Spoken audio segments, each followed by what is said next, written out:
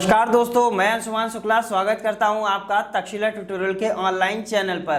दोस्तों, जैसा कि हम लोग लेसन पढ़ रहे हैं पी ब्लॉक एलिमेंट्स यानी पी ब्लॉक के तत्व, जिसके पिछले लेक्चर आपके कवर किए जा चुके हैं। सो दोस्तों, आज का हमारा लेक्चर है लेक्चर नंबर 5.11। दोस्तों, लेक्चर नंबर 5.10 तक हमने आपका कवर कर दिया है। जैसा कि हमने जब पी ब्लॉक लेसन स्टार्ट किया हुआ था तो आपको ये बताया था कि ये लेसन बहुत ही अच्छा है लेसन और बहुत ही लंबा लेसन है, यानी इसमें नंबर ऑफ लेक्चर्स भी ज्यादा होंगे ताकि आपको सारी चीजें आसानी से समझ में आती रहे। सो दोस्तों, लास्ट लेक्चर तक तो हमने डिस्कशन कर लिया था। आज के लेक्चर में हम पढ़ेंगे सल्फ्यूरिक अम्ल के बारे में। जैसा कि सभी को पता है, सल्फ्यूरिक एसिड का फॉर्मूला क्या होता है? H2SO4 होता है। अब सल्फ्यूरिक अम्ल को कैसे बनाया जाता है दोस्तों, ये लॉन्ग क्वेश्चन में कई बार क्वेश्चन आया है कि लेड कक्ष विधि के द्वारा सल्फ्यूरिक अम्ल आप कैसे बनाएंगे, या शीश कक्ष विधि के द्वारा आप उसको शीश कक्ष विधि भी कहते हैं। लेड कक्ष विधि के द्वारा सल्फ्यूरिक अम्ल कैसे बनाएंगे, शीश कक्ष विधि के द्वारा सल्फ्यूरिक अम्ल कैसे बनाएंगे,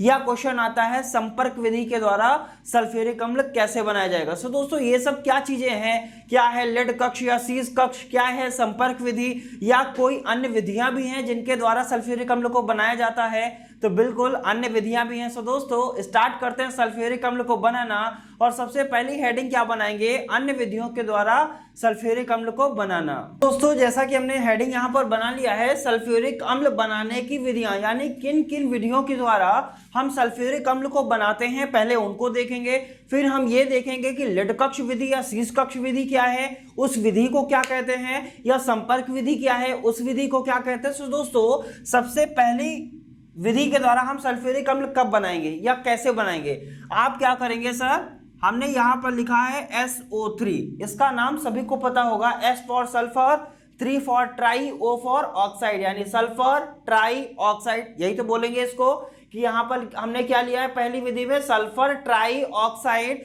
ये किसके साथ रिएक्शन करेगा? तो दोस्तों ध्यान रखिएगा, अगर सल्फर ट्राई ऑक्साइड की रिएक्शन हम किसके साथ करवा देते हैं? वाटर के साथ।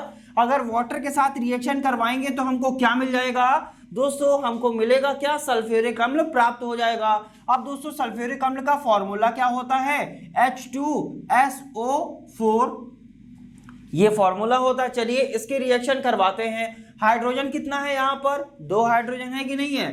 तो बिल्कुल H2 लिख लिया। सल्फर कितना है? 1 सल्फर है, 1 सल्फर लिख लिया। ऑक्सीजन टोटल कितने हैं? 3 ऑक्सीजन यहाँ है, 1 ऑक्सीजन यहाँ पर है, यानी इसका मतलब ऑक्सीजन कितने हो गए? 4 हो गए कि नहीं हो गए?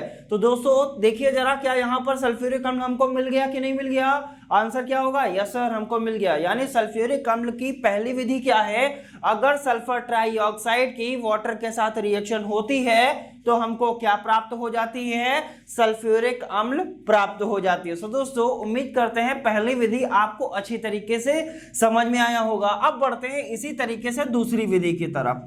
दूसरी विधि के द्वारा सल्फ्यूरिक अम्ल को हम कैसे बनाएंगे, हमको यह भी जानना पड़ेगा। चलिए, पहली विधि में हमने क्या लिया था? सल्फर ट्राईऑक्साइड लिया था। ट्राईऑक्साइड क्यों लिया? क्योंकि यहाँ ऑक्सीजन कितना था? 3 ऑक्सीजन था। चलिए, अगर हम 2 ऑक्सीजन ले लेते हैं तो क्या हो जाएगा? तो सल्फर एक ही रहेगा। ऑक्सीजन हमने कितना ले लिया? 2 ले लिया। अब इसका नाम क्या होगा? सल्फर डाई ऑक्साइड, यही बोलेंगे। 2 को क्या बोलते हैं? डाई बोलते हैं, सल्फर डाई ऑक्साइड। अब हमने सल्फर डाई ऑक्साइड लिया।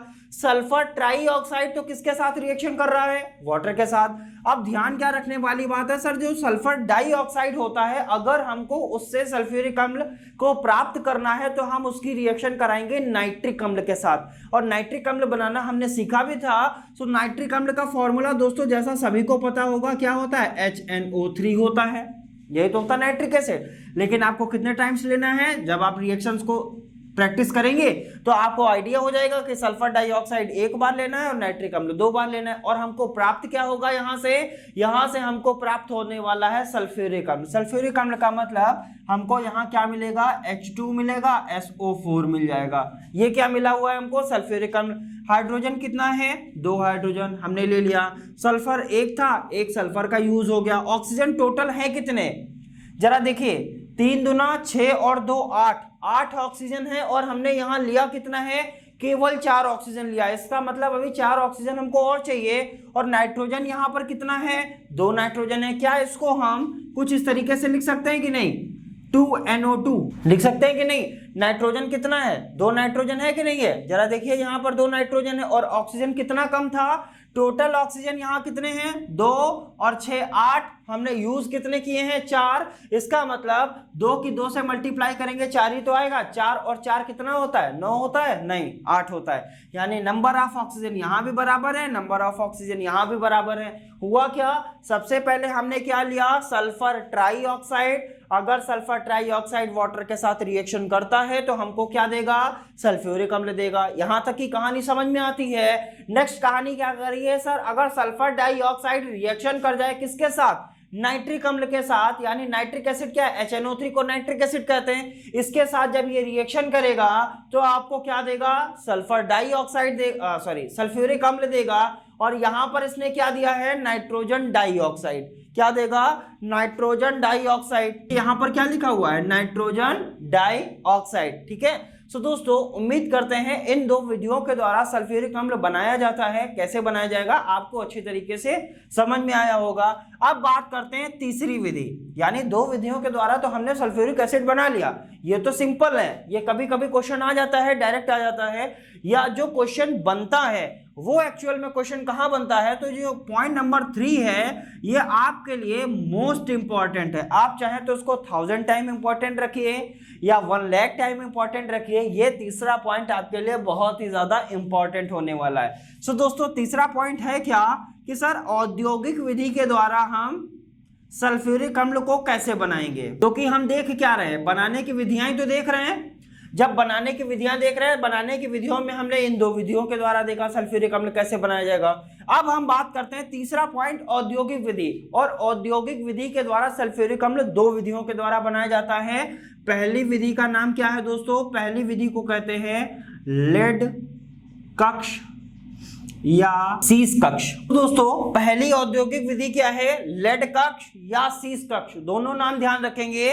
लेड कक्ष भी नाम आ सकता है कभी कभी आ जाता है कि शीश कक्ष विधि के द्वारा H2SO4 का निर्माण कैसे किया जाएगा। सो पहली विधि का नाम क्या है लेड कक्ष विधि के द्वारा सल्फ्यूरिक अम्ल का निर्माण, और दूसरी विधि जो होती है उसको कहते हैं संपर्क विधि द्वारा सल्फ्यूरिक अम्ल का निर्माण। संपर्क विधि द्वारा सल्फ्यूरिक अम्ल की जगह हम क्या लिख सकते हैं H2SO4 का निर्माण। यानी हमको आज के लेक्चर में पढ़ना क्या था दोस्तों, आज के लेक्चर में हमको ये देखना था जो सल्फ्यूरिक एसिड होता है वो कैसे बनाया जाता है। सो सल्फ्यूरिक एसिड बनाने की हमने 2 विधियां देखी, पहले सल्फर ट्राईऑक्साइड की रिएक्शन कराई, फिर सल्फर डाइऑक्साइड की रिएक्शन कराई, फिर हमने ये देखा कि औद्योगिक विधि के द्वारा सल्फ्यूरिक अम्ल का निर्माण कैसे किया जाएगा। तो हमको क्या पता चला सर जो इंडस्ट्रियल मेथड के द्वारा जो सल्फ्यूरिक एसिड बनाया जाता है इसकी प्रॉपर 2 विधियां हैं। पहली विधि को हम क्या कहते हैं लेड कक्ष विधि के द्वारा सल्फ्यूरिक अम्ल का निर्माण, और दूसरी विधि को क्या कहते हैं संपर्क विधि के द्वारा सल्फ्यूरिक अम्ल का निर्माण। सो दोस्तों अब हमको बारी बारी से इनके बारे में पढ़ना पड़ेगा, यानी लेड कक्ष या शीश कक्ष विधि के द्वारा सल्फ्यूरिक अम्ल का निर्माण कैसे किया जाएगा हमें यह पढ़ना है। फिर हमें क्या पढ़ना है कि संपर्क विधि के द्वारा सल्फ्यूरिक अम्ल का निर्माण कैसे किया जाएगा। सो दोस्तों उम्मीद करते हैं कि आपको इतनी बातें आसानी से समझ में आई होंगी। दोस्तों टेंशन लेने की जरूरत बिल्कुल भी नहीं है, जितनी भी चीजें यहाँ पर डिस्कस की जाती हैं उन सभी चीजों का आपको रिटन नोट्स मिल जाता है। जैसा सभी को पता रहता है वो रिटन नोट्स आपको कहाँ मिलेगा, डिस्क्रिप्शन बॉक्स में नीचे लिंक दिया गया है, लिंक पर जाना है, क्लिक करना है, पीडीएफ को डाउनलोड करना है और पढ़ाई को जरूर करना है। सो दोस्तों बात करते हैं, पहले हम बात करेंगे लेड कक्ष या शीश कक्ष विधि के द्वारा सल्फ्यूरिक अम्ल का निर्माण कैसे किया जाएगा। सो दोस्तों बनाते हैं हेडिंग और देखते हैं लेड कक्ष विधि के द्वारा सल्फ्यूरिक अम्ल का निर्माण। सो दोस्तों जैसा कि हेडिंग बना लिया गया है लेड कक्ष या शीश कक्ष विधि के द्वारा सल्फ्यूरिक अम्ल का निर्माण यानी H2SO4 का निर्माण, जैसा कि हमने आपको बताया है, कई बार बोला गया है यहाँ पर कि ये आपके लिए बहुत ही ज्यादा इंपॉर्टेंट है, हमने यहाँ पर फिर से लिख दिया है वेरी इंपॉर्टेंट टॉपिक है। सो दोस्तों लेड कक्ष विधि के द्वारा जो सल्फ्यूरिक अम्ल का निर्माण हमको करना है इसके लिए पहले हमको एक फिगर बनाना पड़ेगा, और उस फिगर की आप प्रैक्टिस जरूर करेंगे क्योंकि बड़ा सा फिगर है, आपको ध्यान रखना पड़ेगा। सो दोस्तों पहले हम उस फिगर को बना लेते हैं ताकि हम फिर देखेंगे कि सल्फ्यूरिक अम्ल का निर्माण आखिरकार किया कैसे जाएगा। आइए दोस्तों बनाते हैं फिगर और देखते हैं उसके बाद में लेड कक्ष विधि के द्वारा सल्फ्यूरिक अम्ल का निर्माण हम कैसे करेंगे। तो दोस्तों जैसा कि हम लोग बात कर रहे हैं लेड कक्ष या शीश कक्ष विधि के द्वारा सल्फ्यूरिक अम्ल का निर्माण कैसे किया जाएगा, जिसका फिगर आप मेरे पीछे बना हुआ देख रहे हैं। दोस्तों ये फिगर देख के आप डरेंगे नहीं, आप इसकी प्रैक्टिस करेंगे, ये फिगर आपको बहुत ही आसानी से आ जाएगा। जैसा हमने बताया है कि ये आपके लिए बेहद इंपॉर्टेंट है, इसीलिए बिल्कुल भी स्किप नहीं करना है। सो दोस्तों कुछ इस तरीके से हम फिगर बनाएंगे। ये फिगर यहाँ पर बना हुआ है, ये किसका फिगर है? लेड कक्ष विधि के द्वारा सल्फ्यूरिक अम्ल का निर्माण कैसे किया जाएगा। अब दोस्तों इस फिगर को देखकर अभी तो ऐसा लग रहा होगा सर ये बहुत कॉम्प्लिकेटेड है, यानी बहुत ही ज्यादा कठिन है, लेकिन कठिन नहीं है। एक बार आप प्रैक्टिस करेंगे आसानी से बना ले जाएंगे। दोस्तों इसमें जो नंबर मिलता है वो फिगर पर ही मिलता है। थ्योरी में तो आपको पता ही है कि इसमें क्या लिखना है, लेकिन आपने फिगर को कैसे बनाया है, नंबर यहां से उठते हैं। अगर अच्छा आपने फिगर बनाया तो नंबर अच्छे मिलेंगे, खराब फिगर बनाया तो जाहिर सी बात है नंबर कैसे हो जाएंगे? खराब हो जाएंगे। चलिए दोस्तों बात करते हैं आखिरकार ये फिगर क्या रहा है। सो दोस्तों स्टार्ट ये फिगर कहां से होता है? कुछ यहां से स्टार्ट होता है। सबसे पहले हमने लिखा है यहां पर, चलिए मार्कर उठा लेते हैं। यहां पर दोस्तों लिखा हुआ है पाइराइट बर्नर, यानी ये जो स्टिक टाइप की हमने यहां पर बनाई है इसको कहते हैं पाइराइट बर्नर। ठीक है, आप पहले नाम समझ लीजिए, ये क्या है? पाइराइट बर्नर है। इसके बगल में जो हमने ये बनाया हुआ है इसको कहते हैं नाइटर पात्र। कैसा पात्र कहते हैं?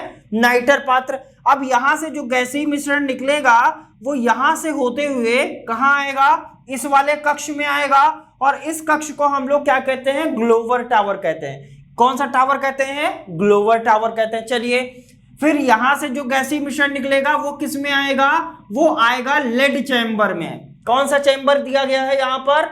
Lead chamber. Lead chamber, lead chamber, दोनों लेड चैम्बर दिए हैं। एक्चुअल में लेड चैम्बर होते हैं 3, हमने यहाँ पर केवल 2 दिखाए हैं क्योंकि इतना स्पेस नहीं है कि तीनों लेड चैम्बर आसानी से दिखाए जा सके।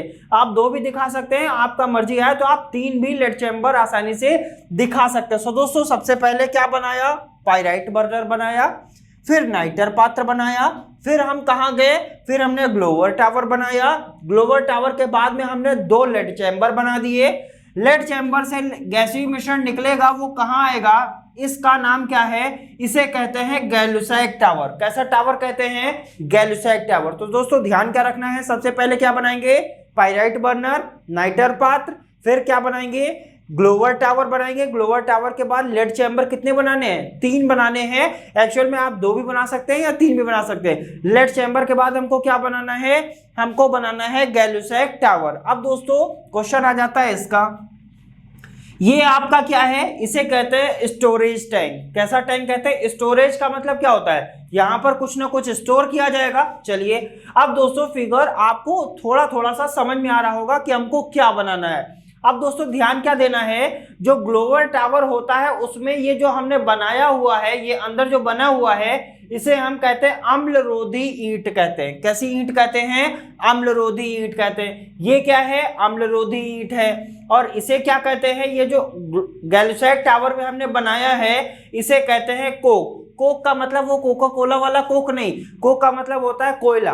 ठीक है, ठीक है। यहाँ पर ये क्या है? ये जो आपका गैलुसैक टावर है इसमें क्या भरा हुआ है? कोक भरा हुआ है। और जो ग्लोवर टावर है इसमें क्या भरा होता है? अम्लरोधी ईंट भरी होती है। अब दोस्तों बढ़ते हैं आगे की तरफ और बनाएंगे हम क्या? सल्फ्यूरिक अम्ल हमको बनाना है। और ये विधि कैसी है? लेड कक्ष विधि है या शीश कक्ष विधि भी आप इसको कह सकते हैं। अब दोस्तों करना क्या है? सबसे पहले यहाँ अंदर जाएगा क्या? सल्फर और ऑक्सीजन। क्या हम अंदर भेजते हैं? सल्फर और ऑक्सीजन। किसमें भेजते हैं? नाम क्या है? Pyrite burner. सर्वप्रथम लेड कक्ष विधि द्वारा सल्फ्यूरिक अम्ल बनाने के लिए सल्फर और ऑक्सीजन के मिश्रण को पाइराइट बर्नर में प्रवाहित करते हैं। विधि ध्यान से सुनिएगा, ये पूरी विधि हमने नोट्स में दी हुई है। नोट से आप विधि को बहुत ही अच्छी तरीके से पढ़ सकते हैं। लगभग 2 पेज की ये विधि है। यहाँ पर वो सारी चीजें यहाँ पर दिखाना संभव नहीं है। यहाँ क्या किया जा सकता है? यहाँ से चीजों को समझा जा सकता है और नोट से उन चीजों को पढ़ा जा सकता है और दिमाग से उन चीजों पे नंबर लाया जा सकता है। सो दोस्तों इन तीनों चीजों का इस्तेमाल करना है। बोर्ड से आपको वीडियो से क्या करना है? समझना है। नोट से क्या करना है? पढ़ना है। और अपने दिमाग से आपको क्या करना है? नंबर लेके आने। तो दोस्तों बात करते हैं, सबसे पहले हमने क्या किया? लेड कक्ष या शीश कक्ष विधि द्वारा सल्फ्यूरिक अम्ल का निर्माण करने के लिए सर्वप्रथम पाइराइट बर्नर में सल्फर और ऑक्सीजन का मिश्रण प्रवाहित करते हैं। जब हमने इसमें सल्फर और ऑक्सीजन को प्रवाहित किया तो वहां बना क्या सर, सिंपल सी बात है, ये रहा सल्फर, ये रहा ऑक्सीजन, जब आप इसमें भेजेंगे तो क्या बन जाएगा, SO2 बन जाएगा कि नहीं बन जाएगा, सल्फर डाइऑक्साइड बन जाएगा। और क्या सारी की सारी ऑक्सीजन जल जाएगी, तो ऐसा नहीं होगा, इसके साथ इसमें क्या बचेगा, थोड़ा बहुत ऑक्सीजन भी बच जाएगा। यानी सल्फर और ऑक्सीजन जब आपने भेजा अंदर, पायराइट बर्नर, बर्नर का मतलब क्या होता है, वो जलता है, जब जलता है तो वहां पर क्या होगा, सल्फर और ऑक्सीजन किस में कन्वर्ट हो जाएगी, आपकी सल्फर डाइऑक्साइड में परिवर्तित हो जाती है। अब यहां से जो सल्फर डाइऑक्साइड है, पायराइट बर्नर से जो सल्फर डाइऑक्साइड बनी है, और वहां पर कुछ ना कुछ ऑक्सीजन भी होगी, और वो ऑक्सीजन और सल्फर डाइऑक्साइड पहुंचती है धूल कक्ष में। नाम ध्यान रखिएगा, किस कक्ष में पहुंचती है, धूल कक्ष में। धूल कक्ष यहां पर दिखाया नहीं गया है, आपको ध्यान रखना है। यहां से जो सल्फर और ऑक्सीजन अंदर गई तो क्या बना, सल्फर डाइऑक्साइड बना, और सल्फर डाइऑक्साइड के साथ क्या रहा, ऑक्सीजन भी रहा। ये सल्फर डाइऑक्साइड और ऑक्सीजन जो होता है वो पहुंचता है धूल कक्ष में। धूल कक्ष में क्या होता है, धूल का मतलब क्या होता है, उसके अंदर जितनी भी अशुद्ध पार्टिकल्स होते हैं वो धूल कक्ष क्या कर लेता है, उनको अवशोषित कर लेता है। और वो सारी चीजें, अशुद्धियां कहाँ बैठ जाती हैं, धूल कक्ष में नीचे की तरफ बैठ जाती हैं। अगर अशुद्धियां नीचे बैठ गई तो इसका मतलब जो शुद्ध गैसीय मिश्रण बचा हुआ है वो कहाँ पहुंचेगा, धूल कक्ष से निकला गैसीय मिश्रण कहां पहुंचता है, नाइटर पात्र में। कौन से पात्र में पहुंचता है, इस पात्र को कहते हैं नाइटर पात्र। अब इस पात्र में हमने ऊपर लिया क्या है, नाइटर पात्र में होता क्या है, नाइटर पात्र में सोडियम नाइट्रेट और सल्फ्यूरिक अम्ल होता है। क्या होता है, सोडियम नाइट्रेट और सल्फ्यूरिक अम्ल। ये सोडियम नाइट्रेट और सल्फ्यूरिक अम्ल इस नाइटर पात्र में क्या किया जाता है, गर्म किया जाता है। दोस्तों ये सारी चीजें आपको नोट्स में लिखी हुई हैं, यहां पर आप समझते रहिएगा। नाइटर पात्र में सोडियम नाइट्रेट और सल्फ्यूरिक अम्ल को क्या किया जाता है, गर्म किया जाता है। जब हम इसको गर्म करते हैं तो क्या बनता है, सोडियम सल्फेट और नाइट्रिक एसिड बनता है। क्या बना यहाँ पर, सोडियम सल्फेट और नाइट्रिक एसिड। फिर ये नाइट्रिक एसिड किस में कन्वर्ट हो जाता है, नाइट्रस अम्ल में कन्वर्ट हो जाता है। इसका नाम NO को क्या कहते हैं, नाइट्रस एसिड। क्या कहते हैं, नाइट्रस एसिड। यानी ये नाइट्रिक एसिड नाइट्रस एसिड में कन्वर्ट हो जाता है या नाइट्रस अम्ल में कन्वर्ट हो जाता है, और यहां से क्या देता है, जल देता है और ऑक्सीजन देता है। सो दोस्तों सिंपल सी बात है, नाइटर पात्र में क्या गर्म किया जाता है, सोडियम नाइट्रेट और सल्फ्यूरिक अम्ल जब गर्म करते हैं तो क्या बनता है, नाइट्रस अम्ल बनता है। क्या बनता है, नाइट्रस अम्ल बनता है। अब ये नाइट्रस अम्ल किसमें मिल जाएगा, यहां पर आया क्या, सल्फर डाइऑक्साइड और ऑक्सीजन आया है। ये सल्फर डाइऑक्साइड और ऑक्सीजन और नाइट्रस अम्ल ये सब क्या हो जाते हैं, आपस में मिल जाते हैं। नाइट्रस अम्ल यहां से बना और सल्फर डाइऑक्साइड और ऑक्सीजन कहां से आया, धूल कक्ष से आया। ये तीनों आपस में क्या हो गए, मिल गए, एक गैसीय मिश्रण बन गया। फिर ये जो गैसीय मिश्रण होता है वो यहां से होते हुए कहां आएगा, इस टावर का नाम क्या है, ग्लोवर टावर। इस टावर को क्या कहते हैं, ग्लोवर टावर में पहुंचता है। अब ग्लोवर टावर में होता क्या है, ग्लोवर टावर में ऊपर की सहायता से सांद्र सल्फ्यूरिक अम्ल फुहार के रूप में गिरता है। क्या होता है, ग्लोवर टावर में सांद्र सल्फ्यूरिक अम्ल, सांद्र H2SO4 है, फुहार के रूप में, फुहार के रूप में मतलब धार के रूप में नहीं गिरता बल्कि एक फुहार के रूप में गिरता है। जब ये फुहार के रूप में गिरता है तो अंदर इसमें क्या आया, गैसीय मिश्रण आया, और गैसीय मिश्रण में है क्या, सल्फर डाइऑक्साइड है, ऑक्सीजन है और नाइट्रस एसिड है। यही तो है, ये गैसीय मिश्रण में ऊपर से क्या गिर रहा है, सल्फ्यूरिक अम्ल गिर रहा है। ठीक है, जब ऊपर से सल्फ्यूरिक अम्ल गिरा तो इसका मतलब इसमें भी जो गैसीय मिश्रण में जो अशुद्धियां होंगी वो क्या हो जाएंगी, बाहर हो जाएंगी। ठीक है, फिर जो बचा हुआ गैसीय मिश्रण होगा वो किस में आएगा, लेड चैम्बर में आएगा। ठीक है, लेड चैम्बर में आया, और लेड चैम्बर में ऊपर से क्या गिर रही है दोस्तों, जलवाष्प गिर रही है। जलवाष्प का मतलब वहां क्या गिर रहा है, ऊपर H2O गिर रहा है कि नहीं गिर रहा है, सिंपल सी बात है। अब जरा ध्यान दीजिएगा, इसको हटा देते हैं ताकि आपको रिएक्शन एक लिखेंगे, यहां पर ये चीज समझ में आ जानी चाहिए। दोस्तों हमने क्या बताया, यहां पर क्या आया, अंदर आया आपका ग्लोवर टावर में अंदर क्या आया सर, एक गैसीय मिश्रण आया, और गैसीय मिश्रण में क्या था, आपका नाइट्रस एसिड था, सल्फर डाइऑक्साइड था और ऑक्सीजन था। ठीक है, अब ये सब कहां गया, यहां से शुद्ध गैसीय मिश्रण हो गया, वो किस में पहुंचा, लेड चैम्बर में पहुंचा। अब लेड चैम्बर में ऊपर से गिर क्या रहा है, जलवाष्प। जलवाष्प का मतलब क्या गिर रहा है, H2O। चलिए जरा ध्यान देते हैं, मिश्रण कौन कौन सा है? सल्फर डाइऑक्साइड है सर, उसके साथ में क्या है? ऑक्सीजन है। ऑक्सीजन के बाद क्या है सर? उसमें नाइट्रस ऑक्साइड है, सॉरी नाइट्रस एसिड है। तो इसको क्या कहेंगे? नाइट्रस ऑक्साइड कहेंगे। हमने नाइट्रस एसिड करके यूज कर दिया, इसको क्या कहेंगे? नाइट्रस ऑक्साइड कहेंगे। थोड़ा सा ध्यान रखेंगे, फ्लो में चीजें थोड़ी सी गड़बड़ हो जाती हैं कभी कभी। सो दोस्तों उम्मीद करते हैं चीजें आप समझ लेंगे। यहां से क्या हुआ? इस लेड चैम्बर में क्या आया? सल्फर डाइऑक्साइड था, ऑक्सीजन था, नाइट्रस ऑक्साइड था। इसको क्या बोलेंगे? नाइट्रस ऑक्साइड बोलेंगे। नाइट्रस ऑक्साइड था और ऊपर से गिर क्या रहा है? जलवाष्प गिर रहा है। इसका मतलब इसमें हमने जलवाष्प गिरा दी। जब ये जलवाष्प गिरेगा तो हमको यहां से मिलेगा क्या? लेड चैम्बर से ही हमको क्या मिलेगा? सल्फ्यूरिक अम्ल। और यही तो हमको प्राप्त करना था। यहां से हमको क्या मिल गया सर? हमको मिल गया सल्फ्यूरिक अम्ल। और ये जो नाइट्रस ऑक्साइड है वो एक तरीके से क्या हो जाएगा? पूरी तरीके से बाहर हो जाएगा। चलिए नाइट्रस ऑक्साइड को अगर हम पूरी तरीके से बाहर कर देते हैं तो देखते हैं हमको सल्फ्यूरिक अम्ल कितना मिलेगा। H कितने हैं? 4 है कि नहीं? तो इसका मतलब हम क्या लिख सकते हैं? 2 टाइम्स ऑफ H2SO4, यानी हमको यहां से क्या मिल गया? सल्फ्यूरिक एसिड मिल गया। तो दोस्तों यहां हमने क्या देखा? 2 2 4 और 2 6 ऑक्सीजन है। यहां पर सल्फर कितना हो गया? 2 हो गया। इसका मतलब यहां पर क्या कर देते हैं? 2 लगा देते हैं। तो 2 दूनी 4, 2 6 और 2 8। जरा देखिए यहां पर 8 ऑक्सीजन है कि नहीं है? 8 ऑक्सीजन हो गया। सल्फर कितना हो गया? 2 हो गया। 2 टाइम्स ऑफ NO जैसा था वैसा ही बाहर हो गया। सिंपल किया क्या? यहां पर सबसे पहले पाइराइट बनने में सल्फर और ऑक्सीजन आई। ये किस में कन्वर्ट हुई? सल्फर डाइऑक्साइड में कन्वर्ट हुआ और ऑक्सीजन बना। ये किस में पहुंचा? धूल कक्ष में पहुंचा। धूल कक्ष में अशुद्धियां क्या हो गई? नीचे चली गई। वहां से शुद्ध गैसीय मिश्रण किस में पहुंचा? नाइटर पात्र में पहुंचा। नाइटर पात्र में क्या गर्म किया गया? सोडियम नाइट्रेट और सल्फ्यूरिक अम्ल जब गर्म किया गया तो यहां से क्या मिला आपको? नाइट्रस ऑक्साइड मिला। ये जो नाइट्रस ऑक्साइड है वो सल्फर डाइऑक्साइड और ऑक्सीजन में क्या हो जाता है? मिल जाता है। अतः गैसीय मिश्रण कहां पहुंचता है? ग्लोबल टावर में पहुंचता है। ग्लोबल टावर में अम्लरोधी ईंटें लगी होती है तथा शांत सल्फ्यूरिक अम्ल ऊपर से फुहार के रूप में गिरता रहता है। अतः यहां से गैसीय मिश्रण कहां पहुंचता है? लेड चैम्बर में पहुंचता है। जिस लेड चैम्बर में जलवाष्प क्या होती रहती है? जलवाष्प ऊपर से गिरती रहती है, फुहार के रूप में गिरती है। जब ये जलवाष्प फुहार के रूप में गिरी तो रिएक्शन कौन सी बनी sir? Sulphur dioxide, oxygen, nitrous oxide और जलवाष्प ये सब मिलके क्या बना देते हैं? सल्फ्यूरिक एसिड बना देते हैं। ये जो यहाँ पे बना हुआ है ये आपका क्या है? सल्फ्यूरिक अम्ल। ये जो सल्फ्यूरिक अम्ल यहाँ से गिर रहा वो आया कहाँ से? वो आया तो यहीं से, ये लेड चैम्बर से सल्फ्यूरिक एसिड निकलता है और यहाँ से इसमें चला जाता है। चलिए यहाँ तक की कहानी समझ में आ गया। फिर यहाँ से क्या हुआ?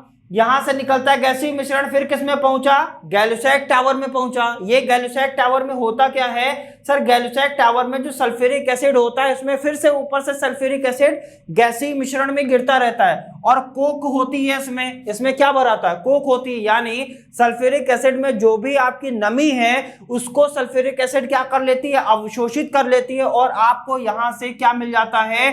सल्फ्यूरिक एसिड शुद्ध रूप से प्राप्त हो जाता है। सो दोस्तों यहां से आपको सल्फ्यूरिक एसिड कहां पर प्राप्त हो जाएगा?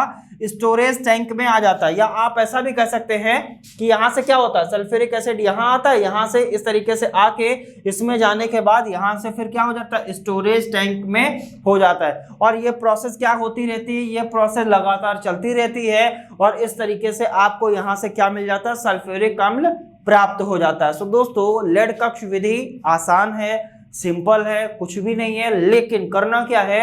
आपको फिगर की प्रैक्टिस करनी है। फिगर की प्रैक्टिस करने के बाद आपको नोट्स जरूर पढ़ना है। जब तक नोट्स नहीं पढ़ेंगे तब तक प्रॉब्लम हो सकती है, इसीलिए नोट्स पर प्रैक्टिस बहुत जरूरी है। सिंपल सी बात थी। लेड बर्नर, नाइटर पात्र, Glover tower, lead chamber, Gay Lussac tower, 4 step तो हुए। 1 2 3 4 और 5 स्टेप हुआ आपका टोटल। ठीक है, पाइराइट बर्नर, नाइटर पात्र, ग्लोबल टावर, लेड चैम्बर और आपका गैलुसैक टावर। ग्लोबल टावर में आपका क्या होना चाहिए? अम्लरोधी ईंट होना चाहिए। और गैलुसैक टावर में आपका क्या होना चाहिए? कोक होना चाहिए। लेड चैम्बर में ऊपर से क्या गिरता है? जलवाष्प गिरती है। अंदर भेजना क्या है, सल्फर और ऑक्सीजन के मिश्रण को भेजना है, वो सल्फर डाइऑक्साइड में परिवर्तित होगा। यहां से वो धूल कक्ष में पहुंचेगा, धूल कक्ष के बाद नाइटर पात्र में पहुंचेगा, नाइटर पात्र के बाद ग्लोबल टावर में पहुंचेगा, वहां से कहां पहुंचेगा, लेड चैम्बर में पहुंचेगा, और लेड चैम्बर के बाद कहां पहुंचेगा, गैल्यूसैक टावर में पहुंचेगा। और गैल्यूसैक टावर में H2SO4 ऊपर से गिरता रहता है, जिससे उसके अंदर जितनी भी अशुद्धियां होती हैं वो क्या हो जाती हैं, और उसकी नमी जो होती है वो अवशोषित हो जाती है, और वहां से हमको क्या मिल जाता है सर, वहां से हमको सल्फ्यूरिक अम्ल प्राप्त हो जाती है। सो दोस्तों उम्मीद करते हैं लेड कक्ष विधि के द्वारा सल्फ्यूरिक अम्ल का निर्माण कैसे किया जाएगा आपको अच्छी तरीके से समझ में आ गया होगा। अब दोस्तों बात करेंगे यहां से जो सल्फ्यूरिक अम्ल हमको मिला है क्या वो पूर्ण रूप से शुद्ध है या नहीं है। सो दोस्तों यहां से जो सल्फ्यूरिक एसिड हमको मिलता है वो पूर्ण रूप से शुद्ध नहीं होता है। इसका मतलब इसका हमको शुद्धिकरण करना पड़ेगा। यहां से जो सल्फ्यूरिक अम्ल मिला है ये पूरी तरीके से शुद्ध नहीं होगा। शुद्ध नहीं होगा इसका मतलब उसमें क्या है, क्योंकि आप ऊपर से क्या गिरा रहे हैं, इसमें जलवाष्प गिरा रहे हैं, इसका मतलब उसके अंदर जल की मात्रा होगी। अगर जल की मात्रा होती है किसी भी चीज के अंदर तो उसको हम क्या कहते हैं, तनु सल्फ्यूरिक अम्ल।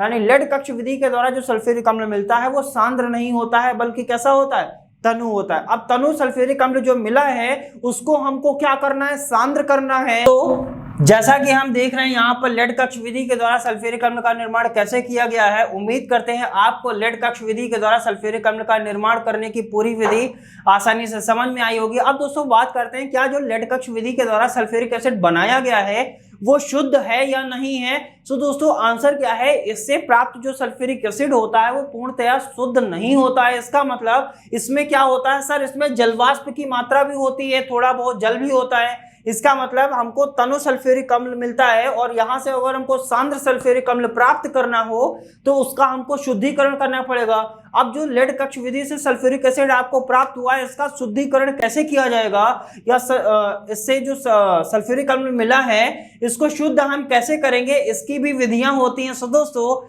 वो विधियां हम कहां पढ़ेंगे, तब तक आप इसको प्रैक्टिस करिएगा। उन शुद्धिकरण की विधियों को हम पढ़ेंगे लेक्चर नंबर 5.12 में। जैसा कि आज का लेक्चर है 5.11 में हमने ये देखा कि लेड कक्ष विधि के द्वारा सल्फ्यूरिक एसिड को कैसे बनाया जाएगा। अब कल के लेक्चर में हम ये देखेंगे कि ये जो सल्फ्यूरिक एसिड बना हुआ है इसको शुद्ध कैसे किया जाएगा। सो दोस्तों उम्मीद करते हैं आज का लेक्चर अच्छे से समझ में आया होगा। आप प्रैक्टिस करेंगे, नोट्स जरूर पढ़ेंगे। मिलेंगे नेक्स्ट लेक्चर में और देखेंगे उसका शुद्धिकरण कैसे होगा। तब तक के लिए धन्यवाद।